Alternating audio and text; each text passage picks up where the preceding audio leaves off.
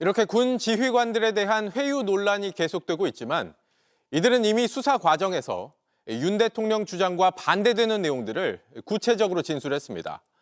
계엄 사령관이었던 박안수 육군참모총장은 국회가 계엄 해제를 의결하자 윤 대통령이 법전을 펴더니 한참을 봤다고 진술한 걸로 파악됐습니다.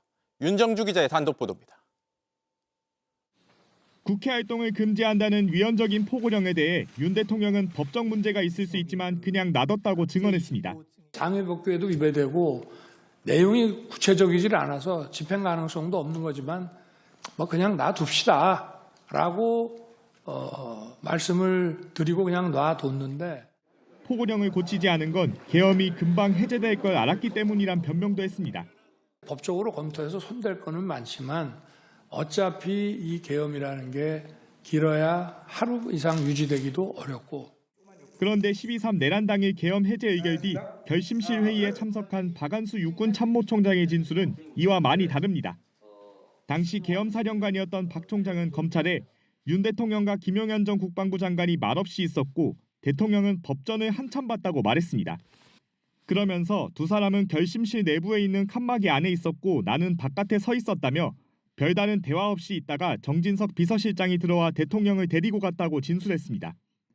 국회 의결로 계엄이 해제되자 대통령이 직접 법전을 펴서 법적 쟁점을 면밀히 검토한 걸로 보이는 대목입니다. 김용현 전 장관도 검찰에서 계엄 전 대통령이 법전을 찾아본 뒤 포고령 지침을 줬다는 취지로 진술했습니다. 대통령은 자신이 법적인 부분을 따져보지 않았다며 책임을 피했지만 지시를 받은 이들은 그렇지 않다고 증언하고 있습니다. JTBC 윤정주입니다. 윤 대통령 주장과 반대되는 정황들은 검찰이 확보한 현장 지휘관들의 통화 녹취에도 남아 있습니다. 국회로 출동한 1공수 여단의 현장 지휘관 이상현 여단장은 대통령이 문을 부숴서라도 끄집어내오라고 한다고 말하기도 했습니다. 이 여단장은 JTBC와의 인터뷰에서 국회 안에 있는 인원을 밖으로 내보내라는 지시를 받았다며 인원이란 표현을 썼습니다. 김혜리 기자입니다.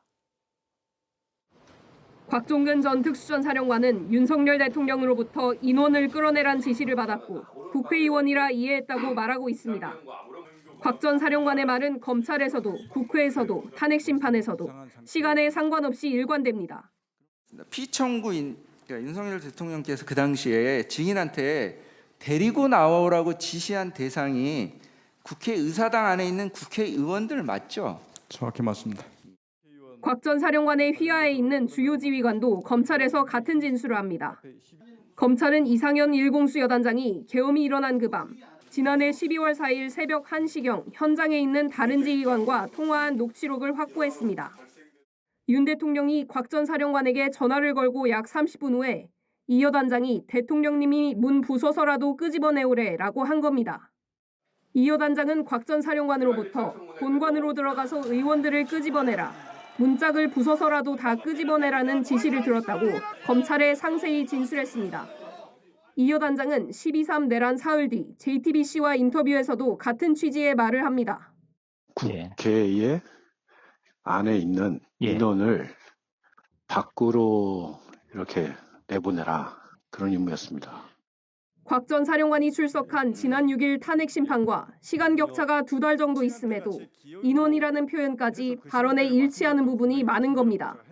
JTBC 김혜리입니다. 윤 대통령이 직접 전화를 걸어 의원들을 끌어내라고 지시했다는 게 곽종근 전 사령관의 일관된 증언인데 윤 대통령은 수고하라고 말한 뒤에 전화를 끊었다며 이걸 부인하고 있습니다. 그러나 당시 곽 전 사령관을 옆에서 지켜봤던 특전사 관계자의 말은 다릅니다. 대통령으로 보이던 전화를 받은 뒤부터 상황이 심각해졌다고 진술한 겁니다. 윤세민아 기자입니다.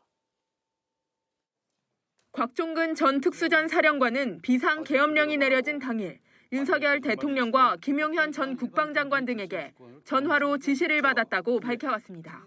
제가 얘기하는 것, 장관 지시하는 것, 대통령 지시받고 막 얘기하는 것, 이런 내용들이 전체 인원들까지 이게 라이브로 생방송이 돼버렸습니다. 같은 시각 곽 전 사령관과 사령부내 지휘 통제실에 있던 특전사 방첩부대장 김모 대령은 4일 새벽 0시 30분과 40분 사이 곽 전 사령관에게 걸려온 한 통의 전화 뒤 상황이 심각해지기 시작했다고 기억했습니다. 곽 전 사령관 바로 옆에 있던 대원에게 코드 1인 것 같다는 말도 들었다고 검찰에 진술했습니다.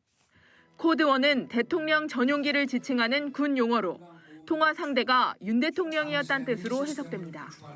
윤 대통령도 통화 사실은 인정했습니다. 우리 사령관은 지금 어디 있습니까? 하니까 저는 지금 지휘통제실, 지통실에 있습니다 해서 그러면 화상으로 보는 거군요 하고 수고하라고 저는 전화를 바로 끊었습니다. 하지만 김대령의 진술대로라면 국회의원 150명이 집결한 소식이 알려진 직후 통화가 이뤄졌고 이후 계엄군이 유리창을 깨고 국회로 진입을 시작했습니다. 통화 이후 상황이 심각해졌다는 김대령의 진술을 감안하면 윤 대통령이 통화에서 국회의 의결을 방해하라는 지시를 했다고 추론할 수 있는 겁니다. 김대령은 4일 새벽 김 전 장관이 특전사 병력을 선관위로 재투입할 수 있겠냐고 곽 전 사령관에게 건 전화 내용도 기록해 검찰에 진술했습니다. 김 대령이 증거로 제출한 메모지엔 통화 시각인 새벽 2시 13분과 욕설이 함께 적혀 있는 것으로 알려졌습니다. JTBC 윤세민입니다.